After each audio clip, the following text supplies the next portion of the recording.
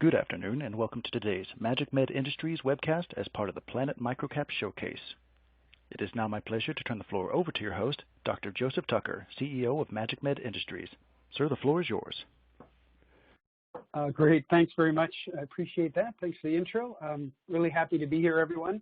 Happy to have the opportunity to tell you about MagicMed. So MagicMed Industries is a company, we're a drug development company, a biotech drug development company operating in the psychedelic medicine space. You've probably heard about it. Psychedelic medicine seems to be getting a lot of attention these days, but it's easy to forget that really what psychedelic medicine, the excitement, what it really is about is a new paradigm to treat mental health. And mental health is one of the, the last great unsolved, if you will, medical challenges facing society, very, very significant. In terms of the dollar figure size, you can see from the slide, very large numbers in North America. More than $250 billion is spent every year.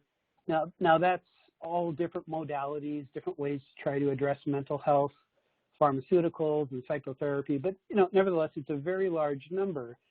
But I like to really think about it much more in terms of the human cost, the human toll. Mental health is something that previously I think everybody it was really kind of kept under the covers, if you will. But it's something that now in modern society, thankfully, we're much more open to speaking about, and in doing so, we realize just how prevalent it is. In Canada, where I'm originally from, some stats on the right-hand side, but this is totally true in North America and frankly everywhere, is 1 in 5 patients, 1 in 5 people in any given year will have an experience with this themselves. But I think all of us have either, if not had a challenge ourselves at some point in our life, then certainly somebody very close to us in our family, a close friend, has had some kind of mental health challenge or another. I think it's pretty much ubiquitous. The real statistic, the one that really bothers me the most, the call to action, if you will, is that, if you check with people that are experiencing mental health challenges and are receiving treatment for it, more than half of them report that how they're being treated, how they're being addressed is insufficient. It's inadequate. They need something better to treat their mental health challenges. So let me dive in just a little bit into the psychedelic medicine, which has got a lot of, as I said, excitement lately. We've started to see things appearing in the news as folks are looking at using things like MDMA, we know as ecstasy, or psilocybin, magic mushrooms, LSD, to try to treat psychedelics, and it's got a lot of excitement. And people talk about the pharmaceutical opportunity as being, as you can see on the left-hand side of the slide, north of $50 billion a year. And I think, if anything, that may be a bit of an understatement, to be honest. But we have to remember that those numbers are calculated based on actual pharmaceuticals, pills you put in a bottle that you send home with a patient, and the patient is able to self-administer those and otherwise carry on their life in a normal fashion. And that's exactly where those numbers come from. But what's going on right now, primarily in the psychedelic sector, is a different paradigm. It's this in-clinic paradigm, which means the only way that's currently being contemplated in psychedelic medicine is that the patient needs to come in to a clinic setting, have the set and setting, the paint on the walls, the music they hear, all very carefully controlled, have a psychotherapist there with them throughout the experience. And this is because of the very, significant risk of side effects, frankly, from these psychedelic agents. I mean, these are all the classic hallucinogenic agents that were, banned in the 50s and 60s and 70s and are now coming back. But, they have a lot of side effects that you need to be worried about, not least of which being the bad trip. And so you actually can't contemplate with those current molecules just putting them in a bottle and send them home, which is obviously the holy grail here. I think everybody would acknowledge that the patients, the doctors, the healthcare, the regulators, the funders, everyone is going to be more comfortable with the paradigm that they're used to, which is, can we put these pills in a bottle and send them home? To do that, you need better molecules. You need improved molecules based on these classic psychedelics, but modified to have better structures and better outcomes for the patients. So that's the work that MagicMed is completely focused on doing, creating those better molecules. In order to do that, we're using technology that doesn't exist in big pharma. And so that requires us to work with universities very closely, which really is the only place you can find this kind of cutting edge technology. We have a very close relationship with the University of Calgary. We work with their biology department, their chemistry department, and also their faculty of medicine. We bring all of those together in order to create these new molecules. Now, I don't want to get all sciencey on you, but let me, bear with me for just a second. I'll explain just a little bit about, what it is we're doing that we're able to do and Big Pharma, for example, is not. So we need to make new molecules by modifying these old, existing, off-patent, hallucination-inducing molecules. Chemistry is the go-to technology that, frankly, has been used for hundreds of years by Big Pharma to create those molecules. And it works great up until a point, but eventually you get to complicated molecules that are just too difficult for chemistry to cost-effectively do. And I like to say, a great example of a chemical reaction that's too complicated for chemistry is, think of a DNA molecule. Think of a human DNA 3 billion base pair molecule. This one complicated chemical. It's the kind of thing that's, essentially impossible for chemists to do quickly and cheaply. But nature does that all day long. And the way nature does it is something called enzymes. Enzymes are how they do complicated chemical reactions. So what we're doing at MagicMed is we're taking enzymes from nature. We're mixing them with chemistry. So synthetic biology plus chemistry. And together we're creating a very, very large number of completely new molecules. Molecules that nature never made and that chemistry wasn't able to make. And that large portfolio of new molecules, the Psychedelics library, we call that the Psybrary. And there we go. So the Psybrary is, as I said, it's this big portfolio, it's these new molecules, and it's also the patents that protect them. So because we're creating new molecules that never existed before, and actually new methods to create those molecules in the first place, we have actually a very strong, very robust patent protection and intellectual property portfolio that protects the Psybrary. So let me just try to explain, a drug in the context of trying to treat an indication like mental health, because it's very complicated. So I like to make it really accessible. So think about a drug like a key, and think about what that drug binds to in the body is a receptor. So think of it like a key in a lock. And in order for that key to work, first off, you have to have the right key blank, and then you have to have, just to fit in the lock, and then you have to have exactly the right teeth on that key in order to get it to fit perfectly, to turn the lock, to get it to open. In other words, to get the outcome that you're looking for, you need to not just have the blank, but you need to also have exactly the right teeth. So in the psychedelics medicine space, one of the key blanks would be this molecule that we know as tryptamine, which is the core molecule for, say, magic mushroom psilocybin. So around that core is these teeth. So you can see on the slide these little red letters. These are the little decorations that decorate the outside of that core molecule. And what we're doing at MagicMed is mixing and matching all those different decorations on the outside, those teeth on the key. And you can imagine that if you can put quite a few different things at each position on the key, you can make millions of possible keys. In other words, millions of possible drugs. And once you get it exactly right, you can get that key to fit perfectly in that lock, and you can come up with exactly the right drug for each different mental health indication that you're pursuing. So what we've been doing at MagicMed so far is focusing initially on creating many, many, many new keys, many, many new potential drugs. So we started with that tryptamine core.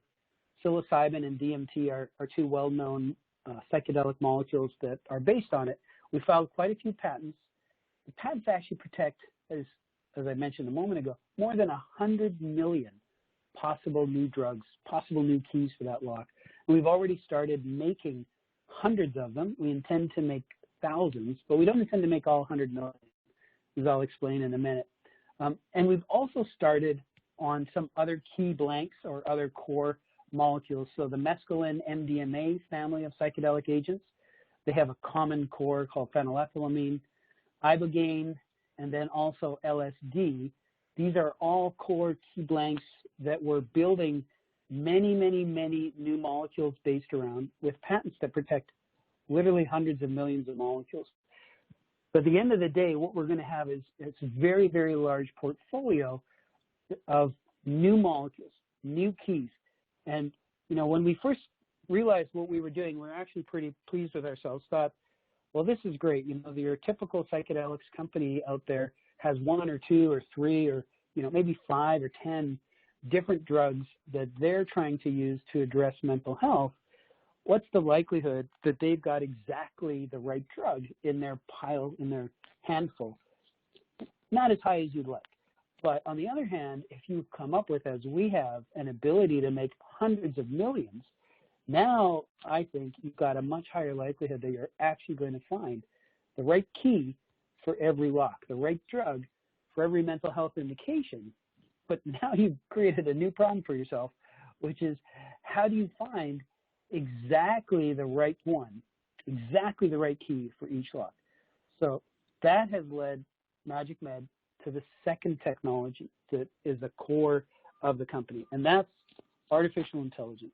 So we call it Psy AI, but we use artificial intelligence, excuse me, the wrong button there.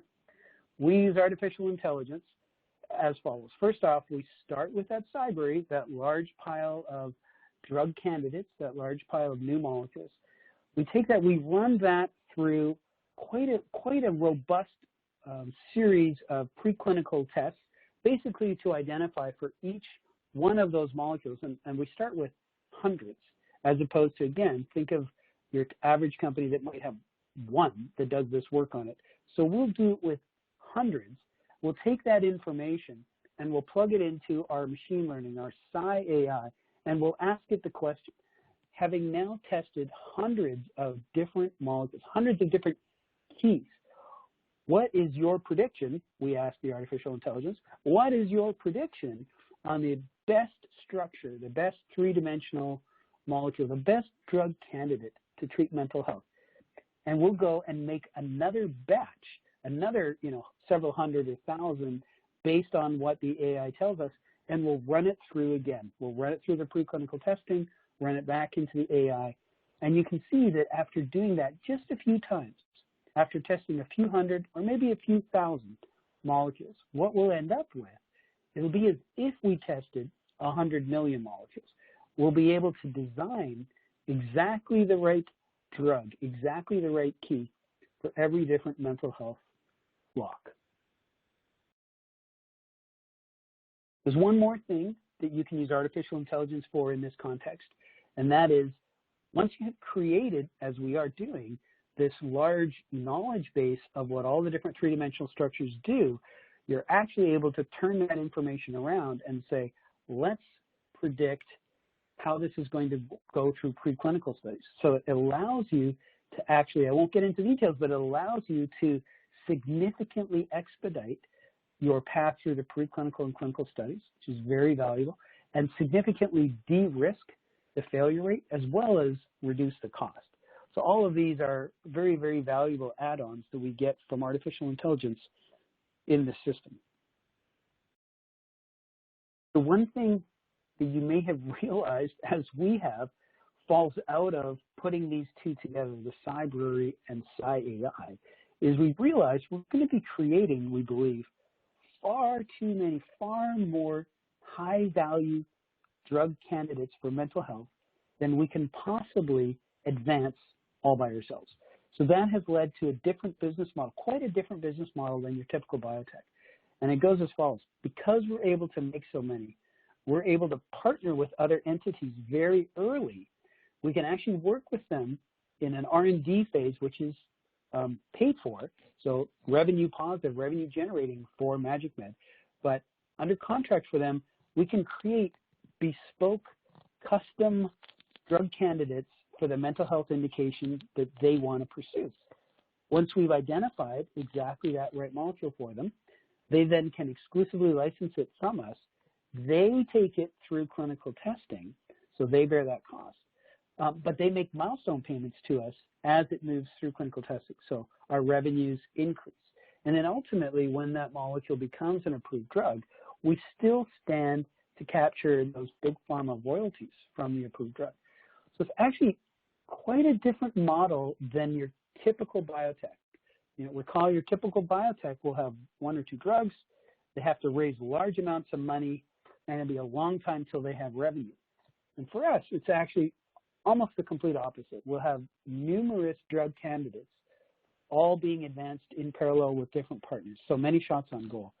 Rather than having to raise large quantities of money to get this through the clinical trials, we'll actually be generating revenue very early on and all the way along.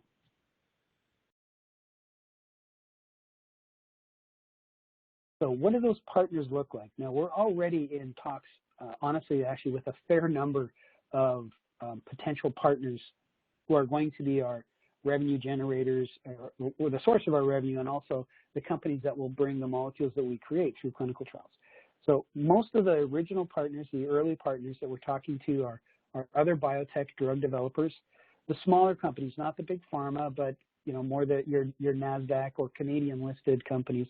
Some of them are in fact other, as you might imagine, other psychedelics companies and even some of the cannabis companies out there that are adding psychedelic molecules into their healthcare practices. So those are the types of partners that we are expecting initially.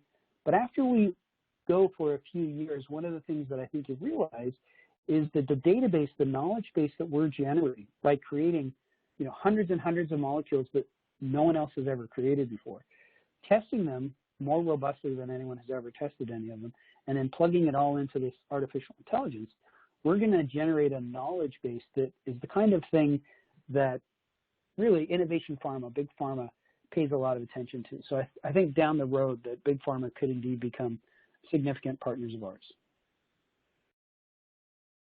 So this whole business model that I just described to you, it's actually not new to us as a team.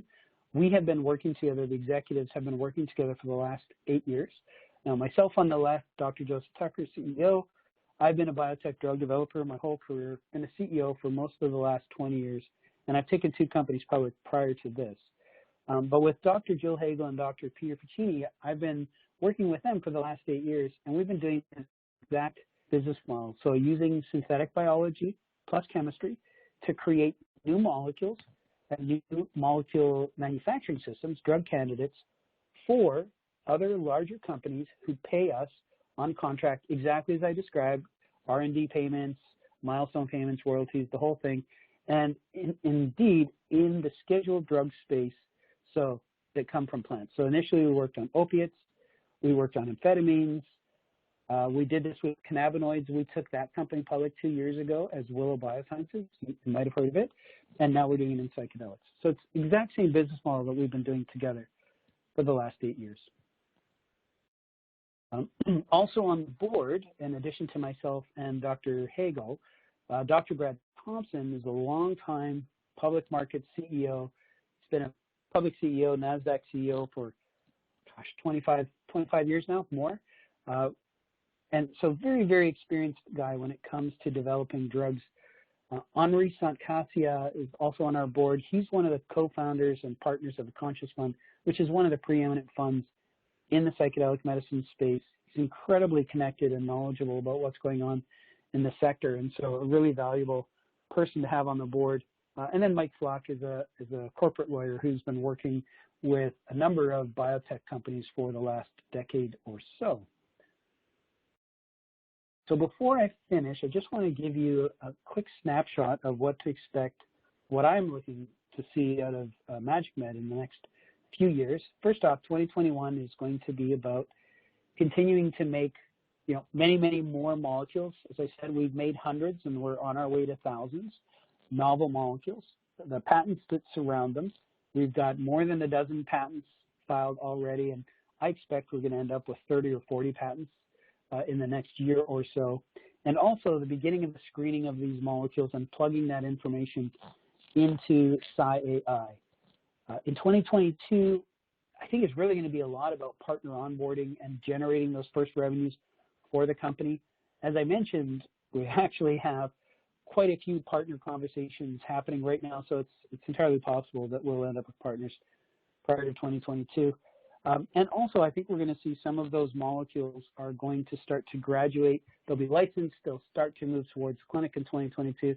And finally, in 2023, there's going to be a lot of partnership expansion, but also we're looking forward to seeing some of our drug candidates with some of our partners now starting to move through clinical trials. That's the end of my presentation. Very quick, of course, but how do you tell the whole story of a company in 20 minutes? I'm going to take a look now. I see we have a few minutes left. I'm going to take a look and see if there are any questions. I don't see any questions yet.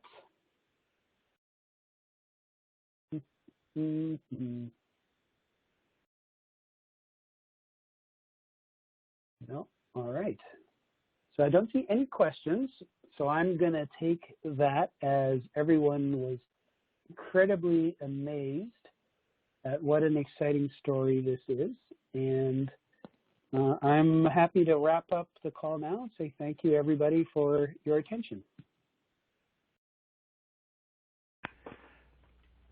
Thank you. This does conclude today's webcast. Thank you for your participation and have a wonderful day.